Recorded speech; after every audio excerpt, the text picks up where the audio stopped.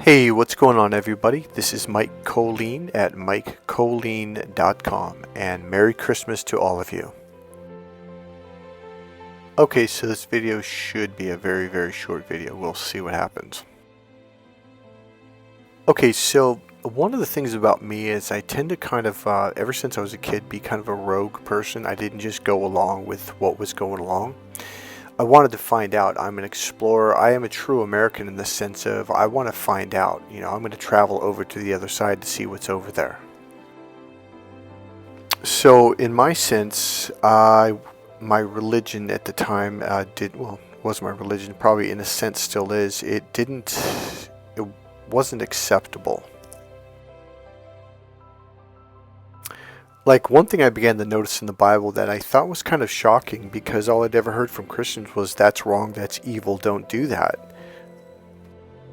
And yet here God says repeatedly to do it. And I'm like, well, wait a minute, this is confusing. Like, I don't understand. Like, I thought this was wrong and evil.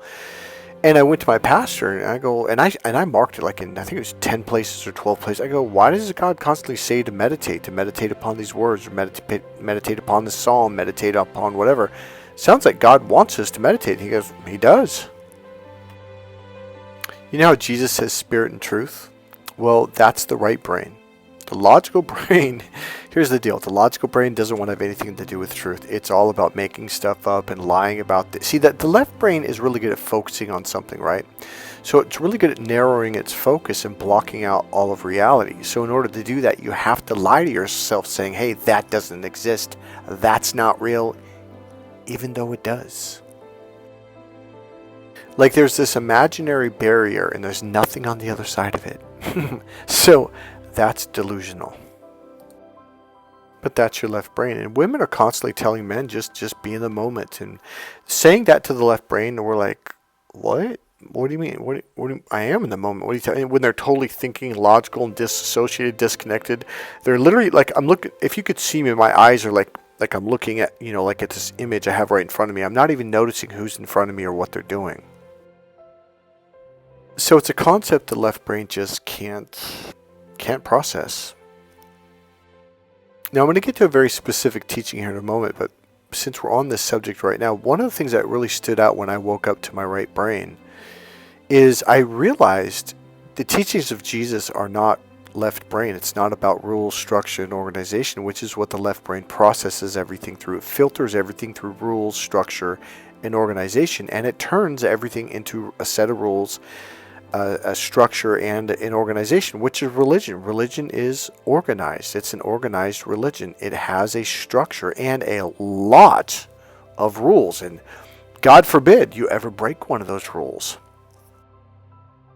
Christ made it really, really clear. And when he said to the centurions, he says, love is the fulfillment of all the commandments. And, the centurion's like, I've gotten rid of all my stuff and I gave everything away. And what do I do? And, Jesus like, love the Lord your God with all your heart, and love each other, with all your heart and all your soul, or something like that. And it's just like, it's so clear that the teaching is love. It's not about, here's the rule, if you break the rule, we're going to punish you, or we're going to kill you, or we're going to sacrifice you. It's like, that is such a sad thing. We've ruined billions of people's lives. I mean, life was always meant to be this happy, joyful, loving, peaceful place. But talk to someone who's serious and lots of rules, got to follow the rules. They're in the darkness. So luckily, I just saw things for the way they were, which was very rogue when it came to the Christian church. And, people didn't like that about me, and I would go to my pastor, but he approved. I'm like, well, if he says so, then I'm good with it, because that's what I'm saying. So I started to meditate, right?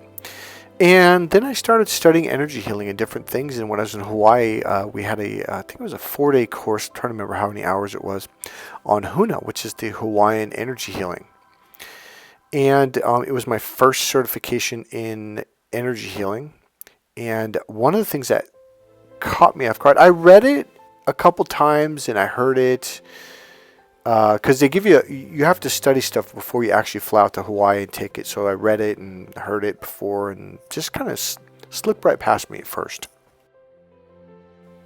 So the word is mana. Now, the reason why I didn't quite catch it is because the Hawaiian accent is a little different in the way they would pronounce it. And one day I went, wait a minute. That when they described it, they were basically saying it's spiritual energy or spiritual nourishment from above. And I went, wait a minute. Jesus said that.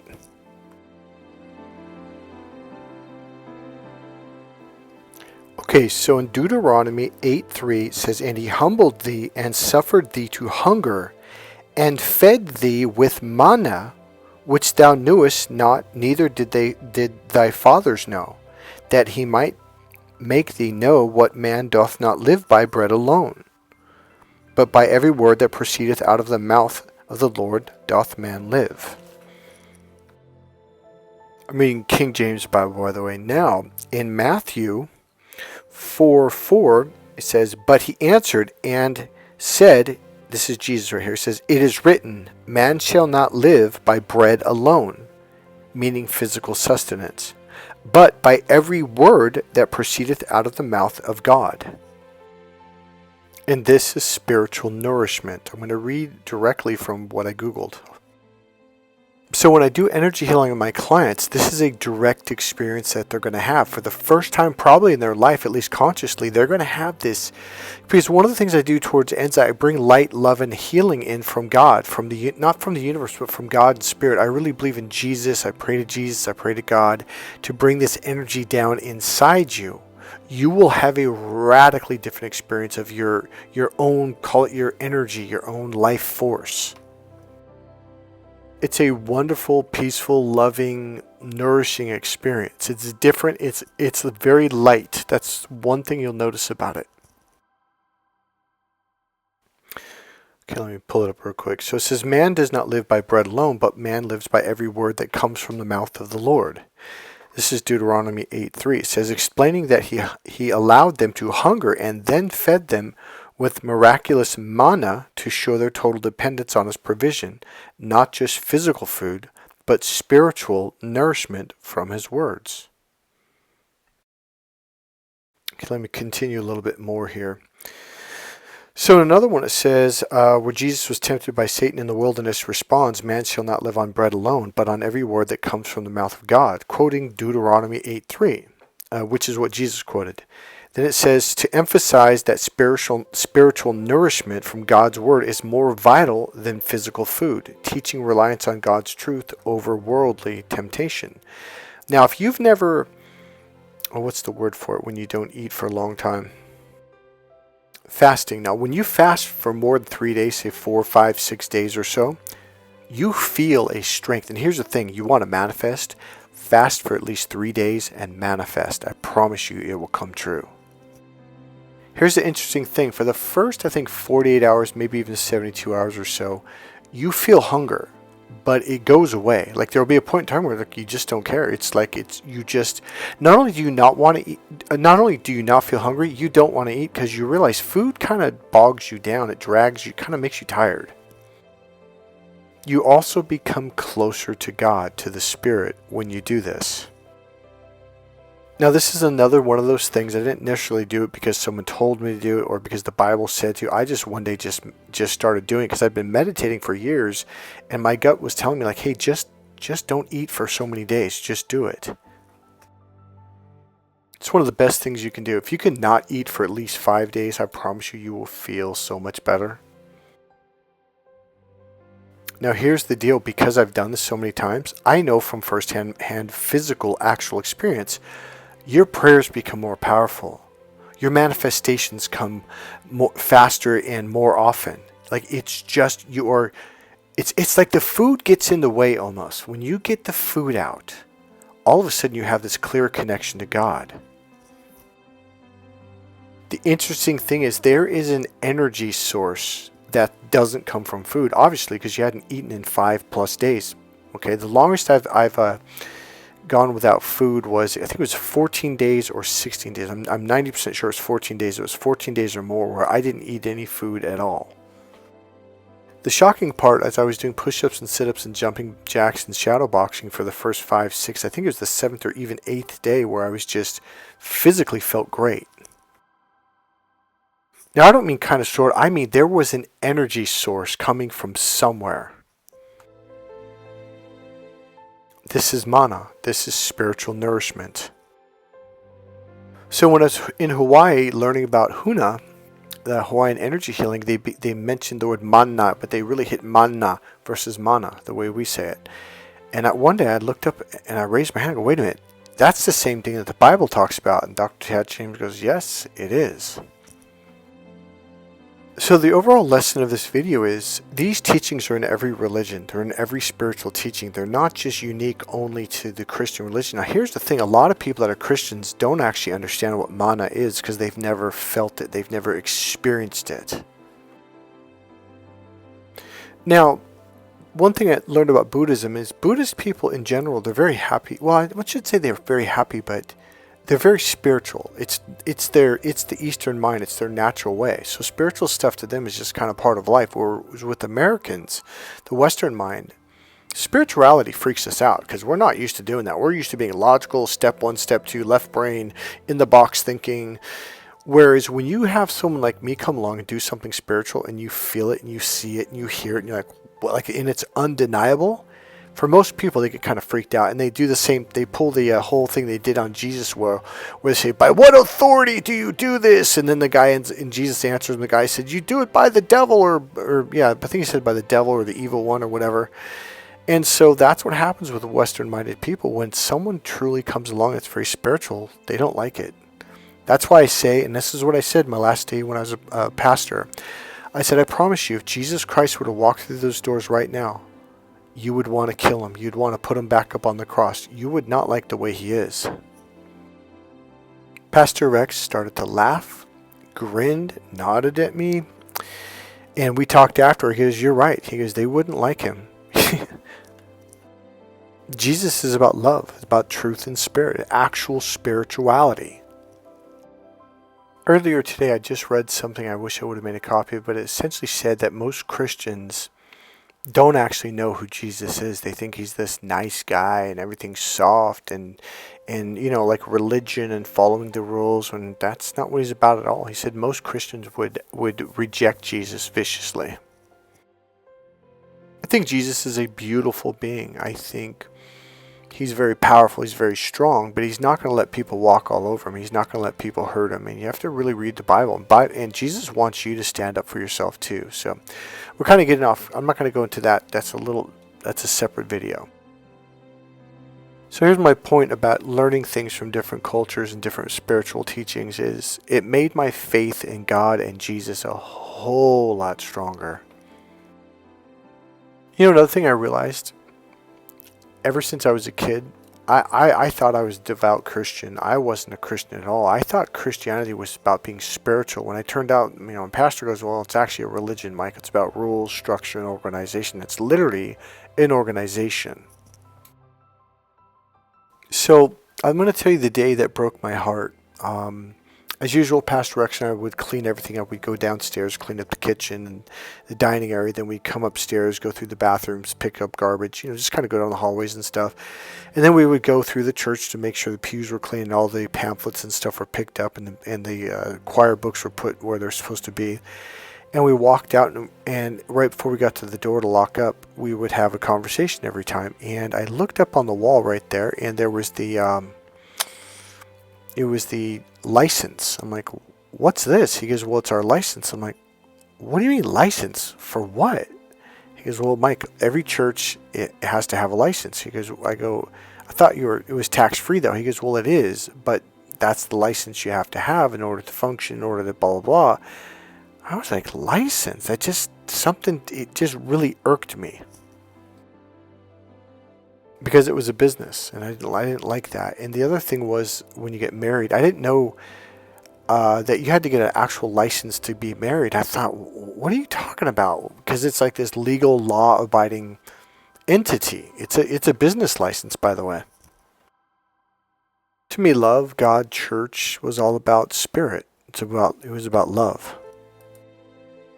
Then I learned about the bylaws, which were right next to the business license, by the way, up on the wall. And I'm like, what's this? He goes, well, this is what we believe. I'm like, what do you mean? I thought every church believes that. He goes, no.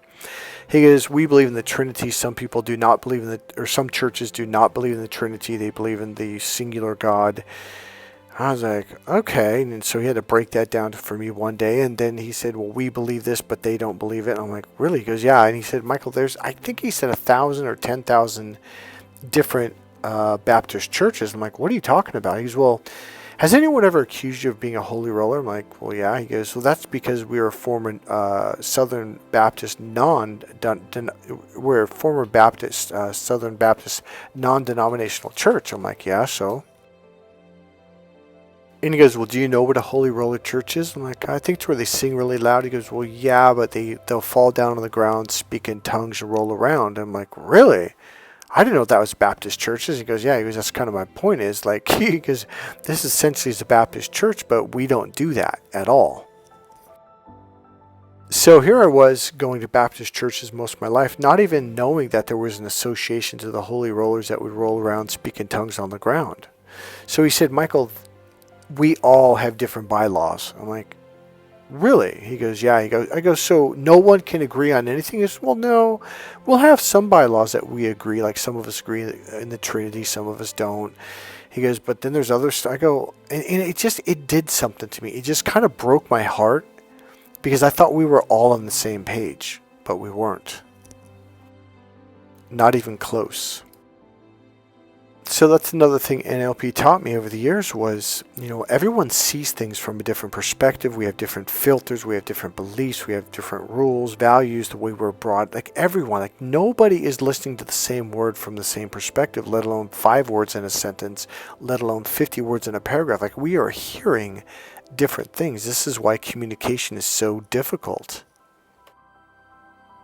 So one thing about me is I don't want or need people to see things the way I see them. I'm okay with people seeing things from a different perspective. That's how we improve. That's how we gain new knowledge and techniques, kind of like the whole mixed martial arts world where everyone's learning from everyone because like, wow, how did you do that? That's completely different from the way we do it. And in general, my nature isn't to be like, hey, you need to think the way I think. So when I got involved in neurolinguistic programming, I really, really liked it because it was all about finding out how other people see it from their perspective versus saying, no, you're wrong. You need to see it the way I see it. And I learned this probably the second or third day when we went over what we call NLP presuppositions. These are beliefs like one of the beliefs is everyone's doing the best they can with what they have. So it kind of lets people off the hook. Like, hey, like they don't know how to do this better. They don't have a better strategy. So let's work on a better strategy. Not my strategy. Not like, oh, well, my strategy is better. No, it's like, what can you do? How would you like to shift it in a way that works for you? Because we all have different systems. So what works for me may not work within your system and vice versa. So it's not a matter of saying, you need to believe what I believe. No, that's one thing about NLP. It's like we go inside you and ask questions for you to go inside you to dig up things to be like, if it was this way, it would work a lot better. And therefore it's congruent with your system. That's what I liked about NLP. And this is why I'm not a religious person. It's because I want to learn from different teachings, different spiritual teachings, different religions. I want to see it from other people's perspective. Because for me, what that does is it solidifies the belief in God. Like it really got me to see things from other perspectives. And when I realized other spiritual teachings that were completely completely disconnected from Christianity were saying the same thing and expressing it and saying, hey, this is spiritual energy from the heavens, from God. It blew my mind. I thought, oh, there's got to be something to this. It just really strengthened my belief and my motivation into going further into finding God, to discovering God, to connect with God versus like, is any of this real? Is this real? So it really amplified that, call it my faith. So here's the deal. I don't come from the limited either or mentality of it's either A or it's B. I'm always wanting to learn different ways, different possibilities, different perspectives, because it helps me to improve myself, my life, and happiness. So take what works and leave what doesn't. Learn it so you can have that tool. So if later on down the road, like, hey, wait a minute, this tool can help me now. Because it may not work in your system yet, but maybe down the road it will. So learn the techniques, learn the tools, put them off to the side, and In other words, you don't have to believe what I'm saying. You don't have to use what I'm saying. Take what works and leave the rest. Alright, that's it for this video, guys. God bless you. If you enjoyed the video, please click subscribe, click the like button, go ahead and make a comment, and I'll see you in the next video. Bye.